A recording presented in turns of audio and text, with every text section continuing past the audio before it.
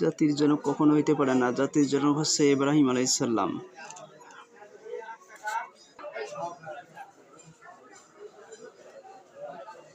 জাতির জনক কখনো হতে পারে না, কখনো হতে পারে না।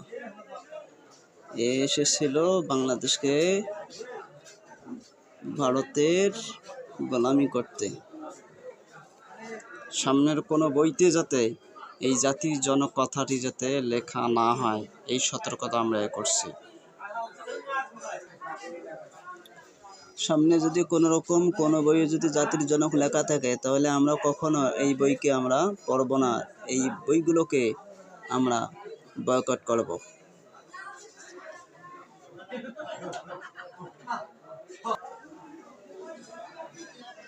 এগুলো কখনো মেনে নেওয়া যাবে না,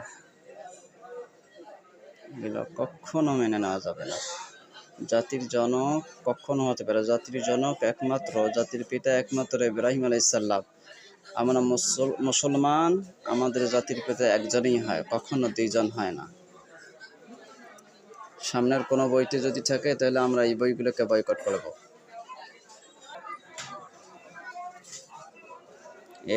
ওলামা ইকরামদেরকে তার সময়ের ওলামা ইকরামদেরকে হত্যা করেছিল। সে এবং তার মেয়ে ওলামা ইকরামদেরকে দেখতে পারে নাই, বিভিন্ন ষড়যন্ত্র করে তাদেরকে হত্যা করেছে। আমরা তাকে কখনো মেনে নিতে পারি না। এই বাংলাদেশে এই কিতাব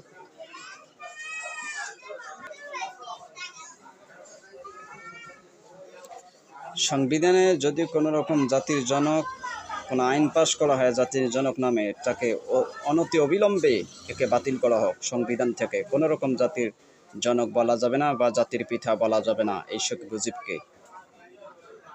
কখনো এটা আমরা মেনে নেব মুসলমান।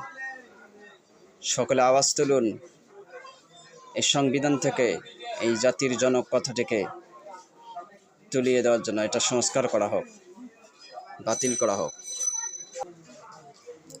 আসলে এই বইটা ছিল বিদ্যাবাড়ির এনটিসিআরের বই, সুতরাং আমরা এনটিসিআর বিদ্যাবাড়ির পক্ষ থেকে বিদ্যাবাড়ির কর্তৃপক্ষকে আমরা জানাবো, এই জাতির জনক কথাটি যাতে এই শেখ মুজিবের সাথে যাতে জাতির জনক কথাটি যাতে আর উল্লেখ করা না হয়। যদি আপনারা উল্লেখ করেন, তাহলে পরবর্তীতে আমরা মুসলমানরা কখনো এগুলো মেনে নেব না। আপনাদের বইকে আমরা বয়কট করব।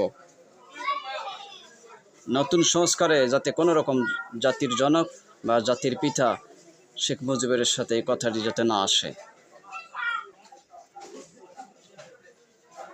কখনো এগুলো মানি নেওয়া যাবে। এই প্রশ্নগুলো টোটালি যাতে পরীক্ষা না আসে, অন্তর্বর্তী সরকারকে আমরা বলবো, সামনে যদি আপনারা এনটিসিআর দেন, তাহলে এই তারিখগুলো কখনো উল্লেখ করবেন না। জাতির জনক নামে যত রকম প্রশ্ন আছে সেগুলোকে আমরা বয়কট করলাম, এগুলো আমরা কখনো পড়ব না, সেগুলো আসলে আমরা কখনো দাগাবো না।